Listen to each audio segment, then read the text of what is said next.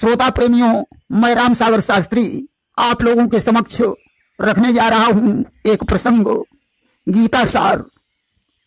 देखिए, गीता हिंदू धर्म का पवित्र ग्रंथ है जिसका वर्णन स्वयं भगवान ने अपने मुख से किया है। भगवान को प्राप्त करने के दो मार्ग हैं, पहला सांख्य योग और दूसरा कर्म योग। सांख्य योग में संपूर्ण पदार्थ मृग तृष्णा के जल की भांति हैं। जैसे एक प्यासा हिरण मरुभूमि में उठती हुई तप्त तरंगों को जल समझ लेता है, उसी प्रकार जीव असार संसार को सार युक्त समझ लेता है। उसे नित्य एक ही भाव से परमात्मा के अतिरिक्त किसी का चिंतन नहीं करना चाहिए। यही सांख्य योग है। कर्म योग का मतलब है सब कुछ भगवान का समझकर फल की इच्छा का त्याग कर निष्काम भाव से श्रद्धा पूर्वक मन वाणी शरीर से परमात्मा की शरण में रहकर उसका चिंतन करते हुए कर्म करना। सांख्य योग का साधन चारों आश्रमों में बन सकता है, परंतु सांख्य योग कठिन है, कर्म योग सुगम है। इसलिए भगवान ने अर्जुन को कर्म योग का आचरण करने के लिए कहा था। देखिए, गीता में कुल 18 अध्याय हैं जिनके नाम इस प्रकार हैं। नंबर 1 अर्जुन विषाद योग, नंबर 2 सांख्य योग, नंबर 3 कर्म योग, नंबर 4 कर्म संन्यास योग, नंबर 5 ज्ञान संन्यास योग, नंबर 6 आत्म संयम योग, नंबर 7 ज्ञान विज्ञान योग, नंबर 8 अक्षर ब्रह्म योग, नंबर 9 राज विद्या राज गुह्य योग, नंबर 10 विभूति योग, नंबर 11 विश्वरूप दर्शन योग, नंबर 12 भक्ति योग, नंबर 13 क्षेत्रज्ञ विभाग योग, नंबर 14 गुणत्रय विभाग योग, नंबर 15 पुरुषोत्तम योग, नंबर 16 दैवासुर संपत्ति विभाग योग, नंबर 17 श्रद्धा त्रय विभाग योग, नंबर 18 मोक्ष संन्यास योग। संपूर्ण गीता में कुल 700 श्लोक हैं। एक कवि ने एक पद्य लिखा है कि गीता का ज्ञान सभी जग को सिखला दिया कृष्ण मुरारी ने, एक ज्ञान का सूरज दुनिया को दिखला दिया कृष्ण मुरारी ने। अर्जुन जब रण में घबराया, अपनों को देखा चकराया, तब सीधा मार्ग अर्जुन को समझा दिया कृष्ण मुरारी ने। जिस समय कुरुक्षेत्र में युद्ध हेतु सेनाएं एकत्रित हुई, अर्जुन ने सेना में स्थित चाचा ताऊ मामा दादा गुरुजनों और मित्रों को देखा। उनका हृदय करुणा से भर गया। बोले, प्रभु, मैं इन्हें मारकर संसार में सुखी कैसे रह सकता हूँ? यह युद्ध मेरे द्वारा नहीं हो सकता है। भगवान कृष्ण ने कहा, अर्जुन, कौन किसे मारेगा और कौन मरेगा?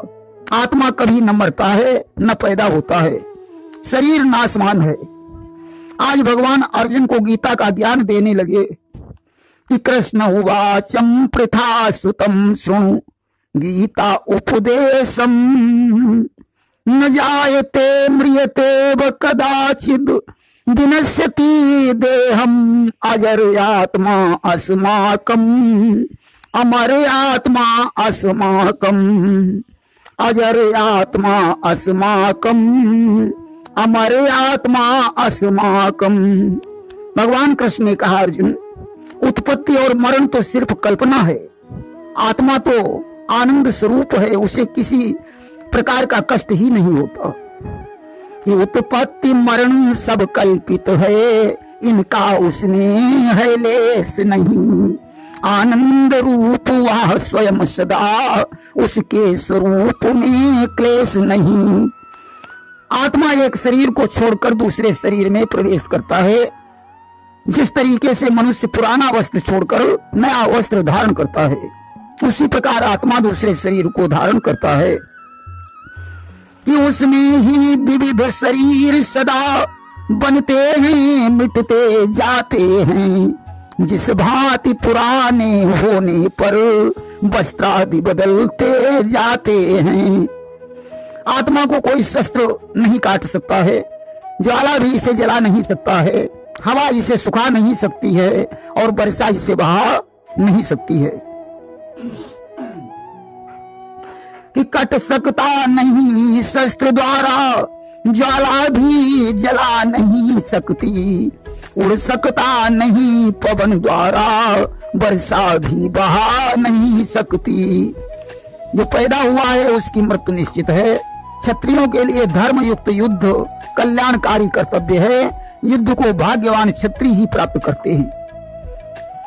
कि अधिकार खोकर बैठ रहना यहाँ महादुष्कर्म है। न्यायार्थ अपने बंधु को भी दंड देना धर्म है। अगर तुम युद्ध में मारे गए तो स्वर्ग प्राप्त होगा, जीत गए तो पृथ्वी का राज्य भोगोगे। अप्राप्त को प्राप्त करना ही योग है और प्राप्त वस्तु की रक्षा करना क्षेम है। कर्म करना मनुष्य का अधिकार है, फल की चिंता नहीं करनी चाहिए। जब तुम मोह को भूल जाओगे तो वैराग्य उत्पन्न हो जाएगा। जिसकी इंद्रियां बस में होती है उसी की बुद्धि स्थिर होती है। कामना में विघ्न पड़ने पर क्रोध आता है। बुद्धि को परमात्मा में लगाना चाहिए। निष्ठा दो प्रकार की है, सांख्य योग और कर्म योग। प्राणी अन्न से उत्पन्न होते हैं, अन्न वृष्टि से और वृष्टि यज्ञ से उत्पन्न होती है। परमात्मा यज्ञ में प्रतिष्ठित है। अर्जुन, तुम काम रूप दुर्जय शत्रु को मार डालो। जब जब पृथ्वी पर अधर्म बढ़ता है तब तब मुझे धर्म के उत्थान हेतु अवतार लेना पड़ता है। मैं हमेशा भक्तों के साथ रहता हूँ। तुम कर्म योग में स्थित होकर युद्ध करो। मन अभ्यास और वैराग्य से वश में होता है। परम अक्षर ब्रह्म है, जीवात्मा अध्यात्म है। भूतों के भाव को उत्पन्न करने वाला त्याग ही कर्म है। ओम के उच्चारण से परम गति प्राप्त होती है। परम सिद्धि को प्राप्त करने वाले का पुनर्जन्म नहीं होता है।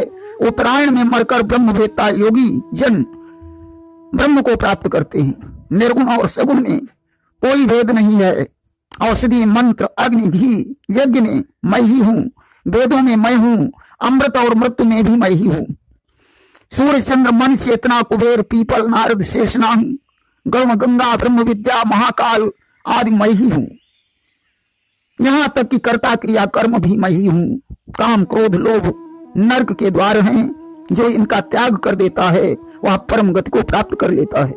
सात्विक पुरुष देवों को, राजसी पुरुष यक्षों को, तामसी और राक्षसी पुरुष भूत प्रेतों को पूजते हैं।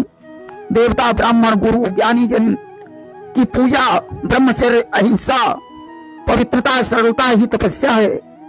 जिस पुरुष के अंतःकरण में मैं करता हूँ तथा जिसकी बुद्धि सांसारिक पदार्थों और कर्मों में लिप्त नहीं है वह पुरुष सभी लोगों को मार कर भी किसी को नहीं मारता है और न उसे कोई पाप लगता है। कर्म प्रेरणा तीन है, ज्ञाता ज्ञान और ज्ञेय। जानने वाले का नाम ज्ञाता है, जिसके द्वारा जाना जाए वह ज्ञान है। जानने में आने वाली वस्तु ज्ञेय है।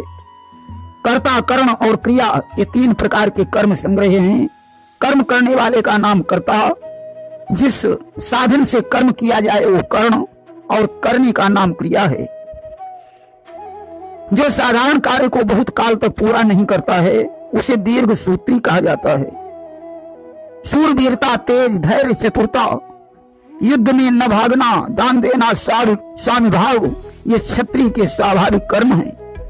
अहंकार बल घमंड काम क्रोध परिग्रह का त्याग करके ममता रहित शांति युक्त पुरुष ब्रह्म में अभिन्न भाव से स्थित हो जाता है।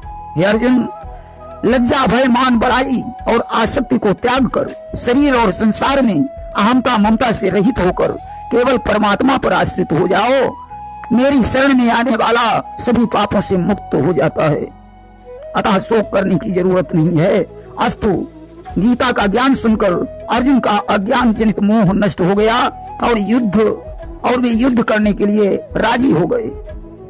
जहाँ योगेश्वर कृष्ण हैं और जहाँ गांडीवधारी अर्जुन हैं वहीं पर विजय है। यत्र योगेश्वरा कृष्णो यत्र पार्थो धनुर्धरा तत्र श्री विजयो भूतिर ध्रुवा नीतिर मतिर्मम। अस्तु, महाभारत के युद्ध में अर्जुन को ही विजय प्राप्त हुई।